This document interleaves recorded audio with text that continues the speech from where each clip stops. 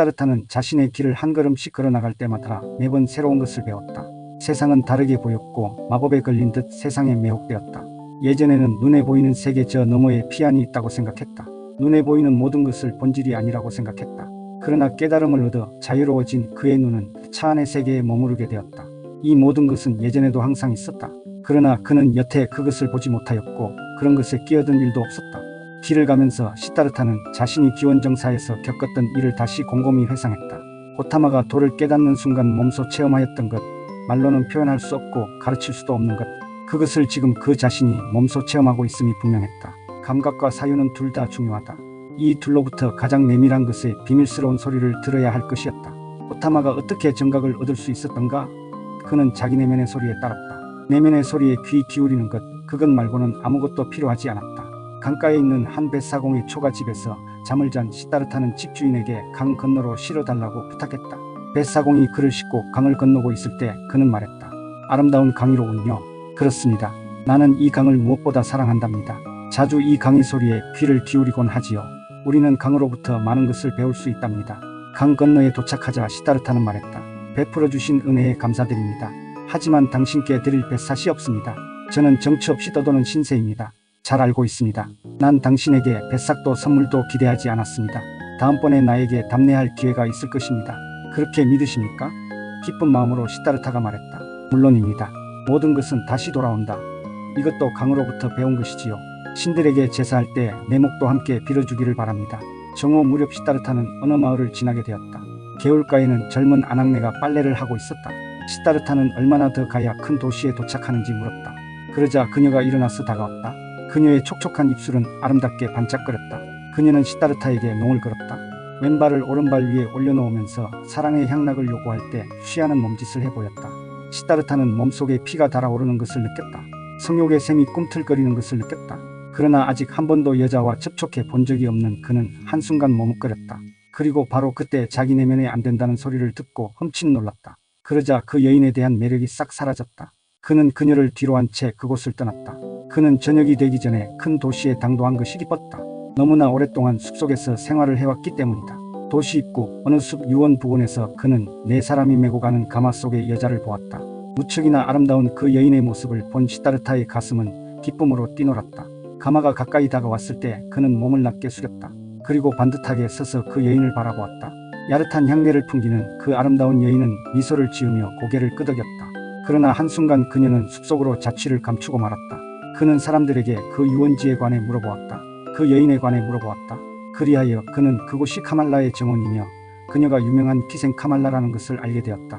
다음날 시다르타는 이발하고 머릿기름을 바르고 목욕도 했다. 다시 카말라의 정원 앞에 가서 그녀에게 인사하고 답례를 받았다. 그리고 행렬 마지막에 있는 하인을 불러 한 젊은 바라문이 대화 나누기를 간절히 원한다고 전하게 했다. 한참 후 그 하인의 인도로 그는 카말라와 만났다. 카말라는 정자에 있는 휴식용 침상에 누워 있었다. 당신이 나를 찾아온 이유는 무엇인가요? 카말라가 물었다. 카말라여, 그대에게 나의 친구, 나의 스승이 되어달라고 부탁하는 바이요. 나는 그대가 도통한 그런 방면의 기술에는 아직 아는 바가 없기 때문이요. 카말라가 큰 소리로 웃었다. 친구군, 사문이 나에게 와서 배우고 싶어 하기는 여태 한 번도 없었던 일이에요. 많은 젊은이가 나를 찾아오지만 그들은 멋진 옷과 신발을 신고 돈을 두둑이 가지고 오지요. 카말라여, 그대는 내가 가르쳐 볼 만한 사람이란 것을 알게 될 것이요. 나는 그대가 나에게 가르칠 일보다 더 어려운 일도 배웠어. 아무튼 지금 처지의 시다르타는 그대 마음에 차지 않는다는 말이지요. 그래요, 귀하신 분. 아직은 마음에 차지 않아요. 아름다운 카말라여, 사랑을 배우기 위해 숲에서 나온 사문이 전혀 두렵지 않으시오? 도대체 무엇 때문에 아직 여자를 전혀 알지 못하는 사문을 두려워하겠어요? 오, 아름다운 아가씨, 사문은 아무것도 두려워하지 않죠. 그가 그대를 겁탈할지도 모르오. 시다르타, 당신은 잘 알아두세요. 사랑이란 구걸하거나 돈으로 사거나 선물로 받을 수는 있지만 강탈할 수는 없는 거예요. 카말라, 지당한 말씀이요. 옷, 신발, 돈을 갖게 되면 다시 오겠어. 그러면 나에게 작은 충고를 하나 더 해줄 수 있겠어? 한 가지 충고라, 해드리고 말고요.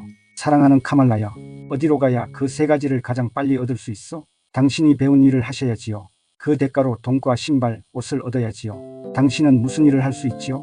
나는 사색과 단식을 할 수 있어. 나는 기다릴 줄 아오. 할 줄 아는 다른 일은 없나요?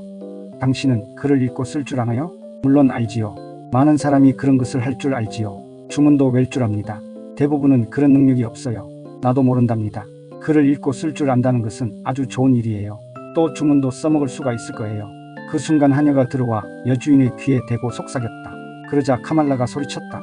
손님이 왔어요. 내일 다시 보기로 해요. 다음날 시다르타는 다시 카말라를 찾아갔다. 일이 순조롭게 되는군요. 카마스와미 댁으로 가세요. 당신을 기다리고 있을 거예요. 내가 다른 사람을 통하여 당신 이야기를 해두었어요. 갈색으로 그을린 사문이여 지혜롭게 처신하세요. 나는 당신이 그의 하인이 되는 것은 원치 않아요. 그와 동등한 사람이 되세요. 카마스와미는 늙어서 당신에게 많은 일을 맡길 거예요. 헤어질 때 그녀가 말했다. 당신은 운이 좋았어요. 문이 하나씩 열리는군요. 어떻게 일이 순조롭게 일이 풀리지요?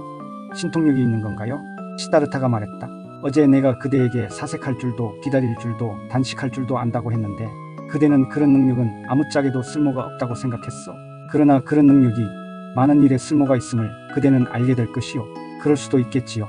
하지만 만약 내가 없다면, 내가 도와주지 않는다면 당신은 어떤 존재일까요? 사랑하는 카말라, 나의 계획은 가장 아름다운 여인에게 사랑을 배워보자는 것이었어. 그 계획을 마음에 품은 바로 그 순간부터 나는 그 계획을 이루어내리라는 것과 그대가 나를 도와줄 것을 알고 있었어. 하지만 내가 그러지 않았을 수도 있었잖아요. 그대는 그렇게 하고자 하였어. 내가 목표를 잡으면 나는 기다리고 사색하고 단식할 뿐이지요. 그러면 물에 던진 돌멩이가 바닥까지 물속을 뚫고 내려가는 것처럼 세상 만사를 뚫고 헤쳐나가지요. 그 목적이 그를 끌어당기지요. 이것이 내가 사문들한테 배운 것이요. 카말라는 그의 말을 귀담아 들었다. 그녀는 그의 목소리와 눈빛을 사랑하였다.